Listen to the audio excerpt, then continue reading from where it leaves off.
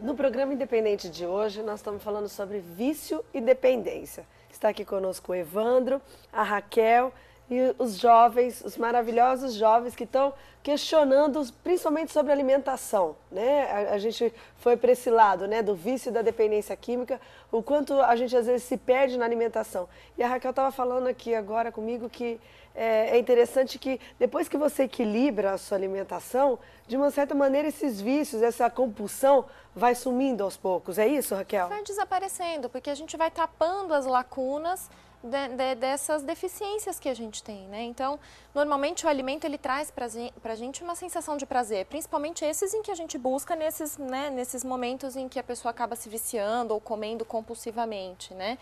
E isso vai trazendo pra gente, sim, algumas deficiências nutricionais, porque eu como muito de um alimento e deixo de comer outros, né? Então, à medida em que a gente vai organizando tudo isso de novo, as pessoas vão sentindo essa mesma sensação de prazer, de bem-estar, nesses alimentos mais saudáveis, né? Então, a gente vai fazendo essa troca inteligente que a gente fala, né? Vai mantendo esse organismo em ordem, mais equilibrado, e essas vontades, essas compulsões, esses vícios vão sumindo, né? Vão passando. Eu sempre acho, sabe, Raquel, que se a gente soubesse exatamente como funciona o nosso corpo, muita Exato. coisa a gente ia deixar de ingerir, né? É. Muita coisa. Muita Porque você fala, gente, imagina um refrigerante, Matheus, como você falou, e uma batata frita todo dia, né? Gordura, açúcar. Então, imagina como a gente pode mudar se a gente quiser, né? Se a gente entendesse um pouquinho de rótulo de alimentos também, assim, a gente ia ver quanta bobagem a gente põe para dentro do nosso organismo e que não precisa, né? Por isso que a gente fala que tem sempre, a indústria sempre lança alguma coisa, a princípio um produto bacana, que a gente acha bem legal, mas tem sempre o outro lado, né? Então a gente precisa começar a entender um pouquinho, né? Ter um pouquinho de curiosidade em ler um rótulo, de querer saber o que está ali, porque a legislação existe, né? Os rótulos de alimentos hoje, eles trazem bastante informações, e que já são, assim, de certa forma, suficientes para a gente pelo menos se basear. Se é um produto bacana para eu comer naquele momento ou não. Se eu posso, de repente, substituir por outro, né? E aí, quando a gente entrevista uma nutricionista bonita assim, a gente fala, bom, dá certo, né? Não é teoria, é a prática, né? É a prática. O João tem uma pergunta, não é, João? O João tem uma pergunta. O meu pai, ele era viciado em cigarro. E quando ele parou de fumar, ele começou a ingerir muito açúcar, muito bala, essas coisas. João, coloca mais pra gente assim. Eu queria saber qual o motivo dele ter pegado muito açúcar, substituído por açúcar. Isso é muito comum, na verdade, né? As pessoas se desligam de um vício e acabam pegando outro. O açúcar entra nessa hora principalmente porque dá essa sensação de bem-estar, né? Então tem gente que busca o doce em si, a bala, que é esse açúcar muito rápido, e tem gente que vai buscar um chocolate, enfim, mas de certa forma vai metabolizar tudo do mesmo jeitinho, né? Que é o açúcar rápido, que vai me dar essa sensação de relaxamento, de bem-estar, mas é momentâneo, é muito rápido que isso acontece. E à medida em que passa, eu falo que a gente vive uma montanha-russa em um único dia, porque à medida em que passa, é sensação de queda de montanha-russa. Passa essa sensação, eu quero de novo, porque era bom, e aí eu como de novo. E a gente cai, nossa taxa de açúcar no sangue cai muito rapidamente. E eu busco de novo. E isso é que faz a gente caracterizar o vício, né? Mas muito essa troca feita por essa sensação de bem-estar e de tapar essa lacuna, né? Evandro, você como psicólogo, né? Eu tenho 2 filhos e uma é uma compulsiva. Ela nasceu, eu falei assim, Gabi, você está atrás da sua alma que você não achou ainda, né? E é interessante porque é desde criança que você ensina, né? E como os pais influenciam, porque, mãe, mas se você está comendo chocolate, por que eu não posso, né? Exato. Tudo depende de você apresentar à criança e a nós mesmos algo maior e melhor para a sua vida. Todos nós queremos algo melhor. Mas às vezes nós não sabemos como chegar nisso. Então, às vezes, eu troco o valor das coisas.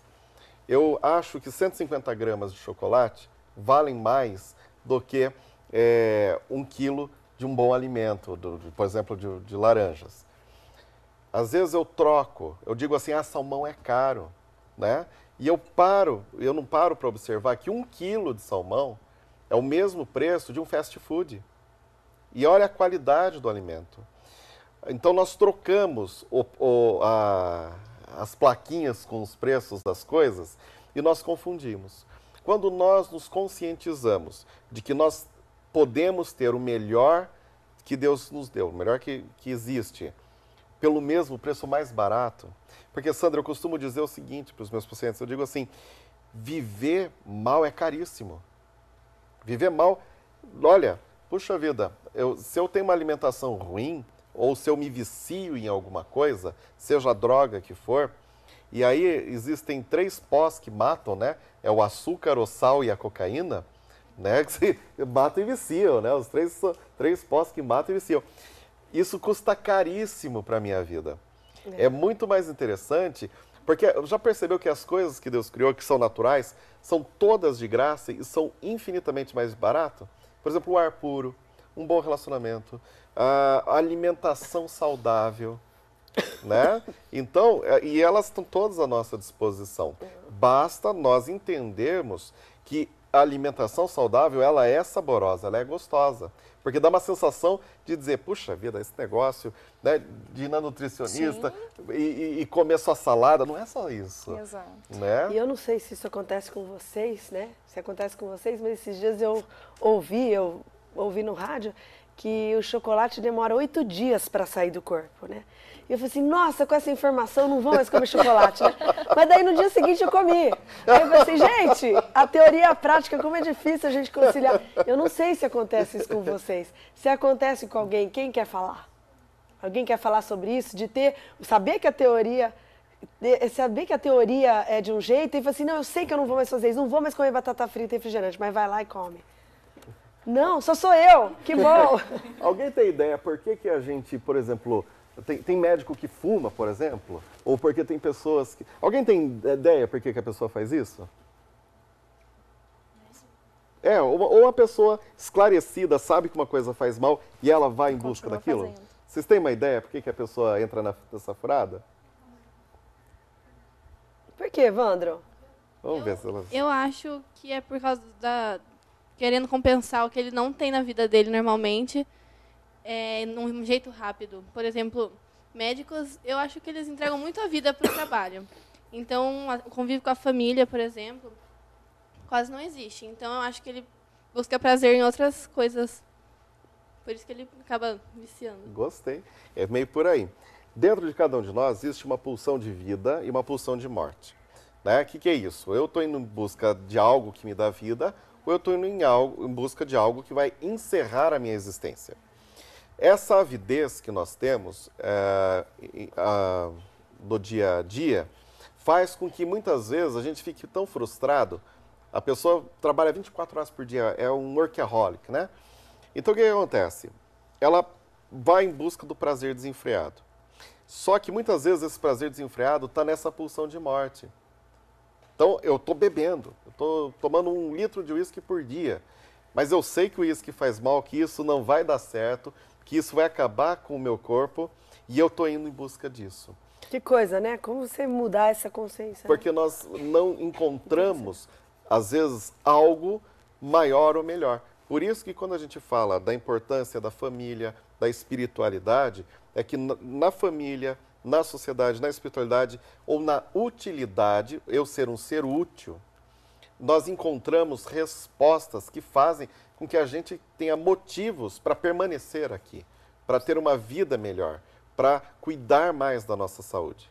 Então, tudo vai nessa questão do que eu estou buscando, de como essência, como fundamento para a minha vida. Então, realmente, é muito quando importante. a gente sabe para que a gente está aqui, né? Qual que é a nossa missão, muda tudo, né? Exato. Tem mais uma pergunta pra gente. Pode falar. Eu queria saber, uma pessoa que é ansiosa, né? Eu imagino que ela tenha mais tendência, né, a estar, sei lá, comendo, né, mais e tudo mais. Então, uma pessoa ansiosa seria mais propícia ao vício? Sim. A ansiedade, ela é algo que é um degrau para certos vícios. Para o cigarro, para a compulsão alimentar, né? Então, por exemplo, a pessoa que é muito ansiosa, às vezes ela fala assim, puxa, eu preciso de um chocolate, preciso de um pacote de bolacha. Ela nem sabe, ela não está com fome. Mas como ela não consegue, eu uso esse termo, como às vezes ela não consegue devorar a situação que gera essa ansiedade, ela devora o alimento. Ela sequer experimenta o alimento. ela devora, porque tem uma diferença muito grande entre você degustar, entre você comer, se alimentar e você devorar. Hoje nós vivemos uma sociedade que tudo é muito rápido e tudo muito efêmero, né? Muito passageiro. Então isso alimenta essa ansiedade. E essa ansiedade é uma inimiga que nós temos, né?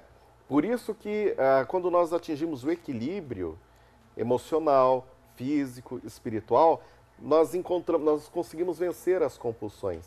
Nós conseguimos vencer esses fantasmas que nos levam aos vícios. E o vício alimentar é um deles. Com certeza, Evandro. E o interessante é que tem uma coisa que acho que explicaram pra gente errado. Falaram que a coragem é um dom, é algo que você nasce, né, com isso, ou a paciência. E eu não acho, não. Cada vez eu tenho mais certeza que você pode trabalhar isso. E que, na realidade, você vive para trabalhar isso, né?